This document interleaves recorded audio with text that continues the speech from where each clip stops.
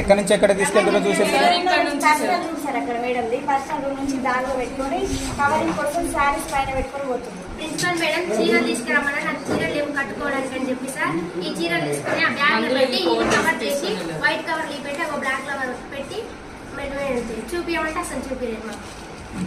Madam cover ఒకసారి bag చూపించండి madam అంటే నా బ్యాగ్ ఉంచుకుంటే మూతి పలుకుతుంది, చెంప పలుకుతుంది. స్కూటీ కీస్ మేము గుంజుకుంటే సార్ మీరు నాకు కీస్ చేయకపోతే మేము ఏదైనా కేసు పెడతా అని చెప్పారు సార్. ఎఫ్ఐఆర్ ఫైల్ చేపిస్తారంటే సార్ మా మీద కేసు పెడతాం. ఫస్ట్ అడిగినప్పుడు నాయ అన్నారు సార్. తర్వాత అడిగినప్పుడు ఇంకా ఇదంతా జరిగినాక మేడం ఎక్కడి నుంచి వచ్చినాయి